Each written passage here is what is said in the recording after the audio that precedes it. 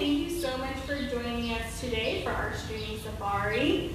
First off, I want to go and give a huge thank you to everyone who donated yesterday. Today was Giving Tuesday, Giving Tuesday. So that was a great way to help us raise some funds for our furthering support. If you missed out, don't worry, you're still able to donate at any time. There are donation links throughout the Facebook page, as well as directly on our website, which is lionhabitatranch.org. So please feel free to still continue donating. Even just those few dollars that you would have spent on a cup of coffee or a gallon of gas is a huge help for us now. Remember, it does take about $2,000 per day to be able to continue to give the care for these animals. So these guys are still needing that care. We're still here every day, but we miss you and we don't have those ticket sales. So please continue doing. You can also just go and use Amazon Smiles. That's a great way to continue doing what you normally do, but you do get a little bit of those donations. So if you do need help using that, please reach out to us. We're going to tell you how to link to us. And remember, you cannot use Amazon Smiles through the app. Has to go through the web browser on your phone. So if you have the Amazon app on your phone, not contributing to the charity of your choice. It will tell you at the end of every transaction that you've donated to the charity of your choice. So if you're not seeing that message, that means that you aren't set up. So remember to go through the web browser. All right, so today we are going to be continuing our talk on zoological care, and we've had a lot of, especially parents, but a lot of people reach out to us about how their kids might get involved or how they themselves might get involved when you have different passions in the animal world. I'm really lucky. I'm actually here with a really awesome crew that really has a strong background in a lot of different strengths. So right now, all of us are working with big cats, but we come from a world where if you have a passion for animals, there is a place for you in it. I've worked with former elephant keepers, Denise, who is on camera today, as well as myself, by the way, guys. Denise is on camera today. And we both come from the marine side of things, so that's been our background the entire time. I'm actually coming from an aquarist background and an education background, and then Denise has worked hands-on with marine mammals in open water capacity, so that was a pretty awesome thing that she was able to do. I was working with sharks, corals, rays, things like that, and then I also moved into large-scale aquarium operations as something called an aquarist. So that's something where, regardless of where your passions are in this world, zoos have an excellent opportunity for you. Now, as you guys are watching at home today, please feel free to drop questions. This is your opportunity to really ask a keeper into how you can get involved in this field. I know earlier last month, we did an Ask a Keeper about what our lives were like. But this is an opportunity for the viewers out there to go ahead, grab your kids who might be watching, go ahead, grab your niece, shout it out, start a watch party on Facebook, and make sure that your friends and family who might be interested in this field are really going and getting the information that they have. All of us have a great background here, so even if I might not have had that experience, I probably know someone who did, and I'm able to convey that. Looks like we have our first question. What about if you really like bugs? Are there keepers that take care of bugs? Oh my gosh, there really are. And if I could take care of bugs, I would. You don't have the space here yet, but I want to go and start something to do. So yes, there are keepers who go and specialize in a lot of those special areas. Oftentimes they'll fall under the herpetology department, but they are still those who specialize in insects and arachnids.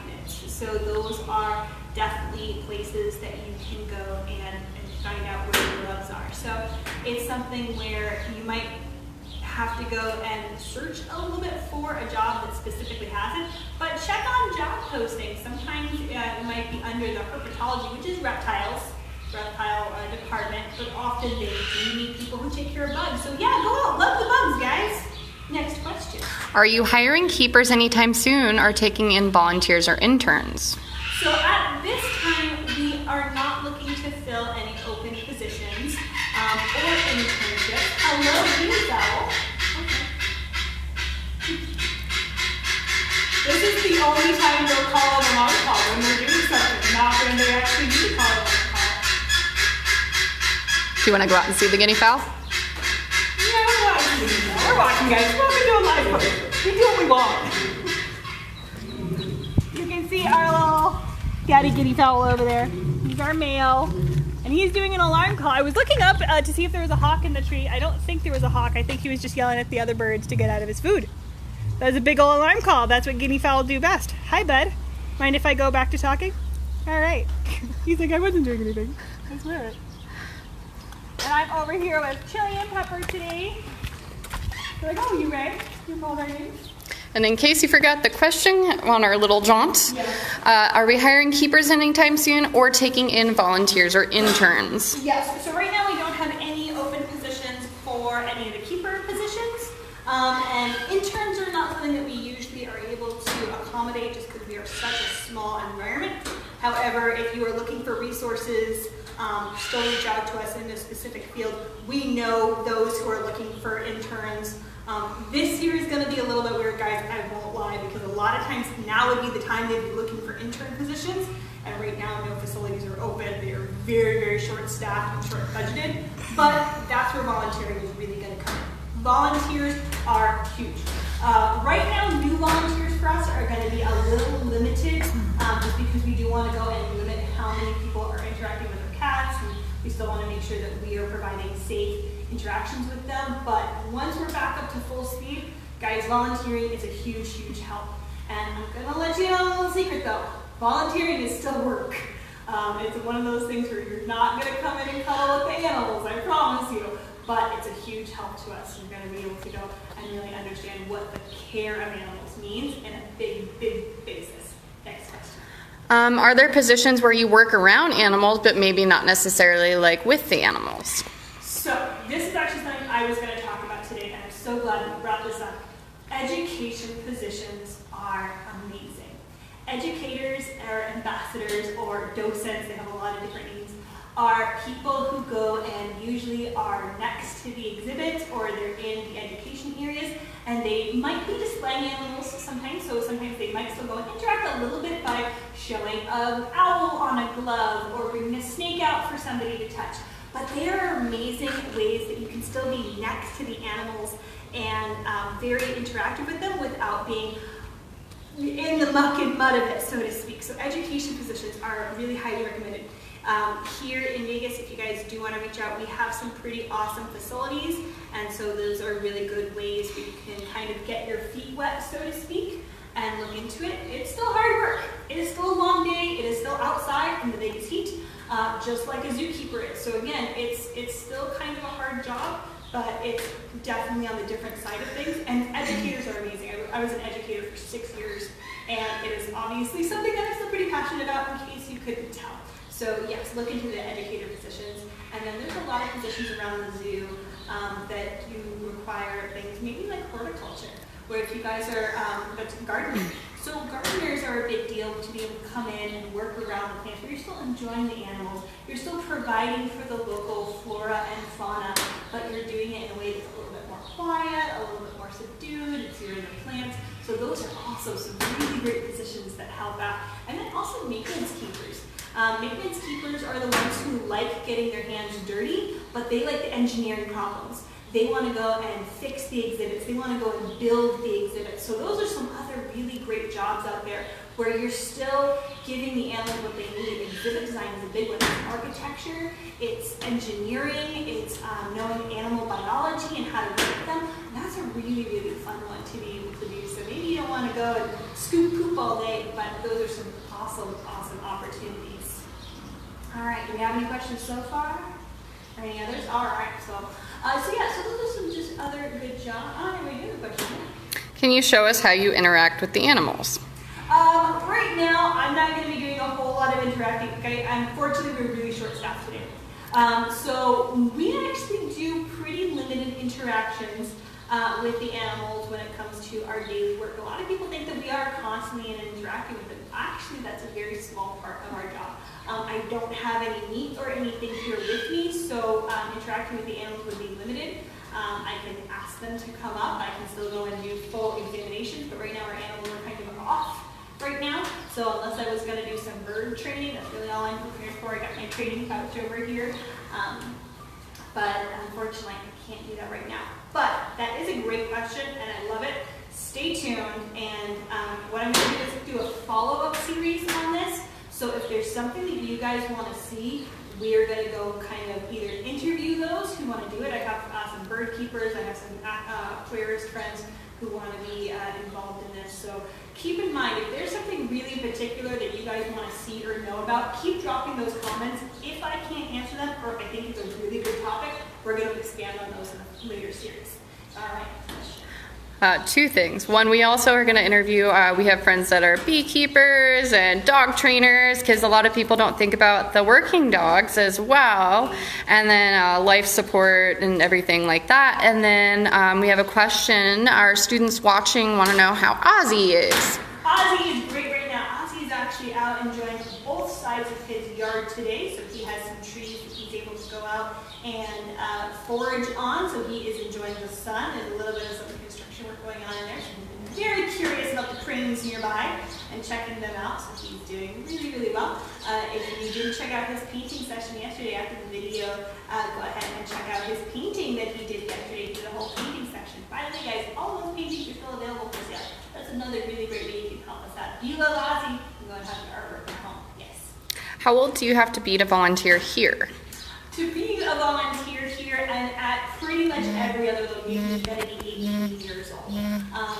It's still a job that requires a lot of physical work. There's still some long days involved. And while we have opportunities and tasks for every ability level, it's still something that we want to make sure that you're still being safe with. Now that being said, here in Las Vegas, there's not many opportunities to, unfortunately. There's things that I want to maybe do in the future, but that will be in the future. But there are zoo camps available. There are teen zoo camps available. I would highly recommend checking some of those programs out if you want more information.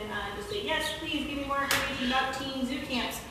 In the comments below, I will go and get some links to you, things that I think, did you do the SeaWorld camps and the Busch Garden camps? I did SeaWorld camp when I was 15. You learn early that it's just a lot of working, lots of dishes, lots of working, lots of cleaning. And at 15, you're like, what is this? And they're like, this is what we do. And you're like, okay, got it. So yeah, I highly recommend the Busch Garden camps. I highly recommend the SeaWorld camps. Those are available from as young as 10 upwards, and they last anywhere between 1 to 3 weeks, I believe, if they still have all the programs that I'm thinking of. So those are really good. The other thing that I think one place might do, check out California. Those are some other places. There are definitely some rescue and rehabilitation centers in California for marine mammals. To work hands-on with animals, you're going to have to be 18, but I think 16 can help out in some of the back areas. So if a parent is there, they can still do things like dishing, they can the dishes, they can do things like disinfecting, which is a huge part of the day. I know it doesn't sound fun, but that's still a lot of what we do. So yeah, next question. Is there like a chef kind of keeper? Yeah! Oh my God, that's a really good one too. I didn't even think about this, but this is great. Yes. So one, this is a new field coming out. And so if this is something that you want to look into, one, animal nutrition in general. So zoos are becoming more and more focused on providing the best health possible in a lot of different ways. So finding out, yes, koalas eat eucalyptus, but getting the right species, making sure that they're having the right amount of leaves versus water, so that they're really, really getting involved. So there's nutritionists. And then there are those that go and help do meal prep. A lot of bigger facilities have what are called commissaries there. So ZooCom is something that zoo commissary are those who go and they help prep the diets every morning. So can you imagine being somebody in a zoo? And I'm pretty sure I have a link on this somewhere. I will find it, and I'm pretty sure I can go and show it. I think it was Santa Fe Zoo did a whole thing on this, where their head commissary keeper gets up at 5 in the morning and she goes to the store just like a chef, and she's picking up the fresh fish, she's picking up the fresh vegetables, and she helps her staff go and prepare food for all of the animals. So yes, cutting, chopping, not a lot of cooking since our animals, are used to eating it raw, but making sure that everything gets weighed out, everything goes to the exact right animal. A lot of things is labeled, and it actually still follows a lot of the same protocols and cleaning operations that chefs do in the human world. So if you're already used to that, then there's a very good chance you'll be able to slide into the zoo world pretty easily. You're still labeling everything, you're still following those clean protocols, so that's a really good way to do that too. All right, next question. Where can you find more information about teen zoo camps? I will go and get that for you. We can post it in the comments. If you just Google them, by all means, they're going to be some ones that come up. But I highly recommend the SeaWorld and Busch Gardens Adventure Camps. If I can remember, I follow up with that question in the links, and I'll send those to you. Yes. Do we have incentives and things for our volunteer program? Yes. So that's another good thing because we want to say thank you. Our volunteers are amazing, guys. They are able to come in because they want to, because they have the goodness of their heart to come in and work hard and give blood, sweat, and tears some days to help out with us. So it's been amazing, especially right now. So yes, we're able to go and we'll get some incentives throughout. So it could be something like getting an Aussie painting or being able to bring guests in with you the next time you come. So all of those are definitely available. We have different levels and however many hours. When it comes to actually working hands-on here with the animals, and again, by hands-on, I still mean from behind the fencing, but when I mean interacting with the animals, you do have to hit 100 hours of volunteer, and it's still not guaranteed. It's something where we want to make sure that it's somebody we know and can trust. So at 100 hours at least, we'll start considering that for the possibility of working with the animals. So again, it's something where we love our volunteers, but we want to make sure that everyone is safe as well as our animals. So we expect a pretty high level of commitment and quality from them for sure. Yes. 2 questions. How old is Ozzy, and how old did you say you had to be a volunteer? To be a volunteer here, you do have to be 18. And so that's just because, again, it is definitely for safety things. Ozzy is not 18. He's a kiddo. He's 6. Just turned 6 at the beginning of March. So he's doing really, really well. He's like an adult teenager now. He basically would be 18 in the adult world, in the giraffe world. I think actually he's 6 years old. And then we have a guest asking, would love to volunteer, how? I'll kind of speak on that just a little bit, just because I've been sending the emails back to everybody. So, voice, by the way. Yeah, it's the ghost in the background. So to volunteer here, we do require that you send in an application through our website, lionhabitatraNch.org, and then we'll go ahead and send you the information for orientations. As of right now, we're not taking on new volunteers with everything that's going on. We're following our state and our federal guidelines. Right now we're still on limited situations. I don't know how else to word it. Limited situation. Yep. So I'm just sending everyone who's put in the application. I haven't forgotten about you guys. We'll make sure you guys get the volunteer orientation dates once we have been able to kind of reopen to the public and welcome new volunteers back onto the property. And I'll get emails to you. I'm tracking every single one of the emails that I've sent to people regarding kind of postponing orientations, and I'll get back to you guys as soon as I have more details on when I can start orientations back up again. I don't have a date yet, unfortunately. Yeah, it's going to be a fluid situation just because we're probably going to see some different guidelines come out from USDA and from our ZAA. So there's a lot of different things that we have to make sure we have our ducks in a row, so to speak, for that. So even if the state ends up allowing some stuff, just be aware, guys, we might have to go and work with some federal guidelines because of the cat safety and things. So thank you for being so flexible with that. But yes, we will be continuing. So if we don't have any other questions, yeah, sure. Yeah, I can go ahead and post the volunteer information a little later. No problem at all. Do you want to talk about the sleepy lions behind you? I will talk about the sleepy lions behind me. So these are 2 of our senior girls. This is Pepper off to the side here, and this is Chili. These girls are 2 sisters. They are still seniors, so they get a little bit different enrichment because they're raised a little bit.